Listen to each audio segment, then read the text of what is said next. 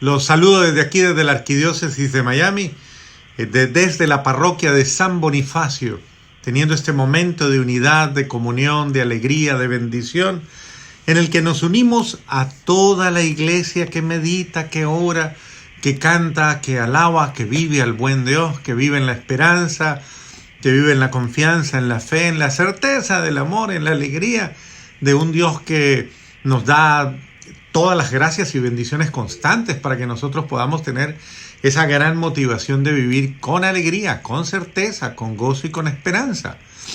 Hoy quiero unirme a ustedes aquí desde nuestra parroquia a la reflexión que va a venir el próximo domingo y la próxima semana.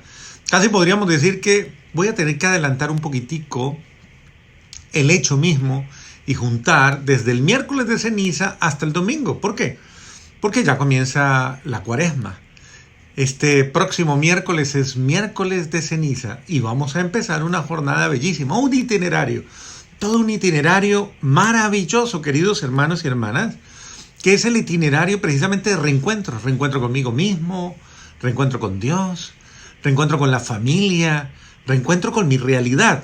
Es una experiencia bien bonita que debemos comenzar a hacerla precisamente dejándonos guiar por Dios. Dios nos quiere llevar a que nosotros podamos siempre entrar en esa dinámica de rescate de todas las gracias y bendiciones que Él desde siempre nos ha dado. Es curioso y me parece muy bonito porque tenemos en mira aquí adelante, precisamente este domingo como primera lectura, el texto del Génesis, precisamente que nos va a hablar de ese momento en que el ser humano, la criatura, tiene que confrontar al tentador, es decir, la tentación. Y precisamente se da esa confrontación de valores, esa confrontación de realidades, de opciones en la vida, que las tenemos a diario, ¿no? Esa confrontación personalizado en Adán y Eva y la figura de la serpiente, que obviamente ya hemos visto cómo en toda la dinámica anterior del Génesis, incluso casi hasta llegar a Génesis 3, porque termina, es casi el capítulo evolutivo del Génesis, es 3, capítulo 3 precisamente, el capítulo que nos narra la caída y el pecado. Pero observamos precisamente todo lo anterior, ¿no? Hay gente que parte del 3. Toda la historia humana podríamos decir que está fundada en el capítulo 3, que es la caída, toda la historia humana. Y casi que hubiéramos cerrado los ojos para no ver la historia anterior, al capítulo 3. Es decir, la historia de la gracia, la historia de la creación, la historia de la vida.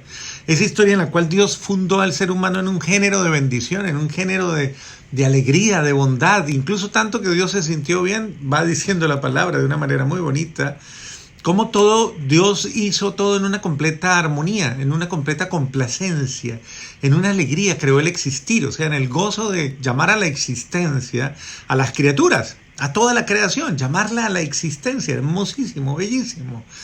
Y esa experiencia creo que hay que tenerla más en cuenta porque muchas veces tenemos la noticia de la frustración, la noticia del pecado, la noticia de la caída. Y sí es importante, obviamente, porque ha marcado toda nuestra historia, pero es importante tenerla en cuenta no como un elemento que tenga obligatoriamente que marcarnos el ritmo de la vida, ¿no? El ritmo de la vida nos lo marca la salvación, la redención. Precisamente que ya hoy día nosotros podemos experimentar después de podríamos hablar con el contexto actual, 2020 años de la resurrección cristiana. Podríamos hablar entonces de esta experiencia maravillosa en la que estamos disfrutando por los méritos de Cristo, una vida nueva, reconciliada con el Génesis, reconciliada con el primer momento, ese momento creacional, ya no en virtud de un don o una gracia infusa, una gracia pues propia que traíamos por el don de la creación, porque esa se perdió con la caída, pero una gracia en virtud de la redención, es decir, en virtud del hombre nuevo, de la persona nueva, que es Jesucristo, ¿no? Que ha venido como Dios y hombre verdadero a transformar absolutamente toda la historia y a llevarnos precisamente a otro nivel, porque todos y cada uno de nosotros, importante comprenderlo, solo en Cristo vamos creciendo, solo en Él conquistamos todo lo perdido, en Él conquistamos la vida nueva, conquistamos la gracia, la alegría, la bendición, el gozo, la esperanza en Él. Es por virtud de Él, como lo va a retomar el Génesis en su momento, que fueron hechas todas las cosas. Y en Cristo fueron rehechas, por decirlo de alguna manera, regenerado el género humano, regenerada la realidad. Entonces, por eso es la inmediatez de entrar por Cristo, ¿no? El sentido mismo, la prioridad de entrar por Cristo, porque en Cristo han sido reconciliadas todas las realidades. Entonces, cuando nosotros tenemos este sentido evangelizador de llevar a Cristo a todo el mundo, es porque precisamente tenemos la necesidad de que al conocer a Cristo tengan plenitud de vida. Por eso Él mismo lo dijo: yo soy la vida, yo soy el camino, la verdad y la vida. Es decir, yo soy precisamente en medio de una situación marcada por el pecado, marcada por la violencia, por la realidad, por el desamor, por la confusión, y por tantas realidades tan duras y dolorosas que el ser humano tiene que confrontar constantemente. Yo soy el camino en medio de esa oscuridad, yo soy el camino en medio del dolor, en medio de la tristeza. Yo soy el camino, yo soy la verdad que esclarece, que va desenmarañando los fantasmas de la vida. Hay mucha gente que vive llena de fantasmas, realidades fantasmagóricas, vive ilusiones fantásticas negativas, y vive con miedo, con horror, podría decir, con pánico. Vive en una vida de pánico, una vida de miedo, una vida de angustia, la angustia.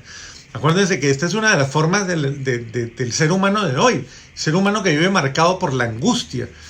Y la angustia denota la desconfianza, es decir, no tiene confianza en alguien que ha vencido la muerte, ha vencido absolutamente todo. Y no es que lo diga desde una visión triunfalista, sino es que es la actitud de fe. Si Jesucristo no ha resucitado, vana sería nuestra fe, dice el apóstol Pablo.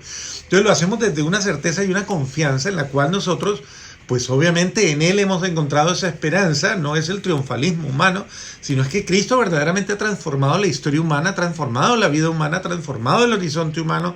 Y por eso en Cristo podemos encontrar la plenitud, absolutamente todo. Entonces, frente a esa primera lectura que viene en el Génesis, no entramos en la nostalgia de ay, si Eva no se hubiera equivocado, ay, si Eva no hubiera sido tan débil, ay, si el Adán no se hubiera dejado conquistar, ay, si la serpiente. Porque bueno, siempre entendamos claramente que este contexto es el primer contexto en que se encontró a alguien a quien echarle la culpa. De ahí en adelante todo el mundo le echa la culpa a todo el mundo. Uno le pregunta a una persona: ¿usted es feliz? Y dice: no. ¿Y por qué no es feliz? Por culpa de mi marido. Ay, bendito sea Dios. ¿Usted es feliz? No, por culpa de mi mujer, ella me desgracia la vida. Bendito sea Dios. ¿Usted es feliz? No, por culpa de mis hijos, ellos no me dejan en paz. Bendito sea Dios. Siempre, hoy día, tristemente tenemos la triste tentación de culpar a alguien, de buscar culpables en nuestra vida, buscar a alguien a quien responsabilizar muchas veces para sentirnos nosotros como más tranquilos, tal vez consigo mismos, no sé, tal vez para sentir un poquito como de frescor al decir, bueno, no es mi culpa del todo, no es mi culpa, y tener a alguien a quien culpar. Y yo creo que eso también se ve precisamente en ese diálogo en el que al desprenderse de una decisión, ninguno nos queremos hacer responsables de las malas decisiones que tomamos. Las buenas decisiones, sí, yo tomé la decisión, yo fui que lo dije, la idea fue mía, lo decimos incluso hasta con orgullo, no, la idea fue mía, yo fui que lo pensé primero, pero las malas decisiones, esas sí siempre decimos, no, es que me aconsejaron mal, no, es que fue fulano de tal, no, es que fue mi marido el que tomó mala decisión, es que fue, y siempre buscamos a alguien. ¿Quién fue? La serpiente. ¿Quién fue? La mujer. ¿Quién fue? Y así sucesivamente. Queridos hermanos, entonces, miren cómo es importante el diálogo que debemos tener. Es un diálogo con Dios. El primer diálogo que el ser humano establece es el diálogo con Dios. Es un diálogo que le hace mucho bien, porque es el diálogo creacional. Ese diálogo es esa interacción mutua, esa interacción. Por eso el hablar con Dios, el orar, es un diálogo, pero es un diálogo que me transforma, que me llena de Dios. Cuando te estamos invitando a orar, te estamos invitando a dialogar con Dios, habla con Dios, habla. No hables con el mal, no dialogues con lo malo, no dialogues con lo negativo, habla con Dios, prefiere hablar con Dios, prefiere hablar con la esperanza, prefiere hablar con la bendición, prefiere hablar con la alegría, prefiere hablar con el perdón, prefiere hablar con la misericordia, prefiere hablar con el cariño, prefiere hablar con la paz. No hables con el odio, no hables con el resentimiento, no hables con el egoísmo, no hables con lo malo, o sea, no establezcas ese diálogo, no tienes por qué hacerlo, es prestarle oídos al mal, no le prestes oído, préstale oído a Dios.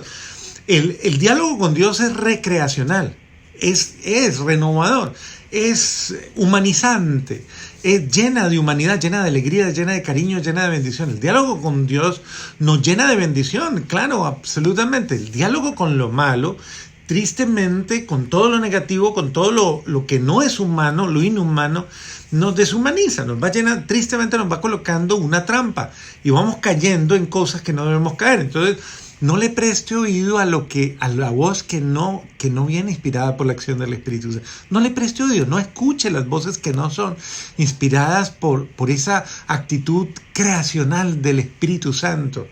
Por eso, recuerde claramente, cada diálogo que usted tenga no le debe causar división, desarmonía, desamor y todos esos signos. Uno tiene signos para detectar las cosas malas, lo que no es, te separan de Dios, te separan de los hermanos, te separan de la felicidad, te separan de la alegría, te excluyen, te marginan, te llevan a tener malos sentimientos, malos pensamientos, malas emociones, o sea, todo eso malo.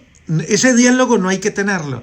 Así que este texto del Génesis, la serpiente, que era el más astuto de los animales del campo que había creado el Señor, Dios dijo a la mujer: ¿con que Dios les ha prohibido comer de todos los árboles del jardín? Ahí comienza, y mira quién establece el diálogo. Es la serpiente. El mal siempre establece el diálogo. Es una de las debilidades de la humanidad. Viene precisamente por su limitación, por su incapacidad de ver más allá, viene por su imperfección. Entonces nos sobreviene ese diálogo torpe, ese diálogo que no hay que tener. Y entonces la mujer le responde: bueno, podemos comer del fruto de todos los árboles del huerto, pero de ese árbol que está en el jardín, no. Dice que no deberíamos ni comer porque hemos de morir. Lo tenía claro. Y a veces establecemos diálogos con lo que no nos conviene, teniendo clara la verdad, la tenemos clara. No, nos dijeron que no, y yo le creo a Dios, debió haberle dicho, le creo a Dios, yo creo que lo que Dios me dijo es la verdad. Porque punto seguido la serpiente comienza a decirle: pero de ningún modo, no van a morir. No. Bien sabe el Dios que el día que coman del fruto de ese árbol se les van a abrir a ustedes los ojos y serán como Dios que conoce el bien y el mal. Les dijo la verdad, pero son de ese tipo de verdades que entreven una mentira. Porque entreven es la mentira del que ya tristemente está marginado de Dios y quiere que los demás también estén marginados de esa visión de Dios. Y quiere quitarles la alegría. O sea, ellos ya disfrutaban de todas las bendiciones, de toda la alegría, de todas las bondades. Y les creó incluso la inquietud de ver más. Más de lo que ya estaba. O sea, ver más, ver de otra manera.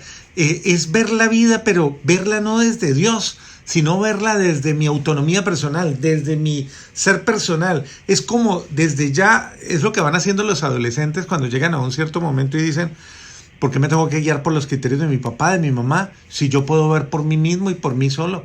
Y comienzan a tener ese pensamiento en el cual ya su papá, lo que piensa su papá, lo que piensa su mamá, le cae mal. Y quiere comenzar a tener esa autonomía. Eso nos puede pasar, y es lo que le ha pasado al primer hombre y a la primera mujer, mostrándonos ese primer momento en el que tomamos una decisión equivocada. Bueno, vamos a escuchar a este momento un tema musical. A todos los que están en las redes sociales y nos escuchan, vamos a hacer un corte y vamos a volver después de una canción para continuar con esta reflexión que nos prepara hacia el domingo, aquí en nuestro programa Encuentro con Jesús. Ya regresamos.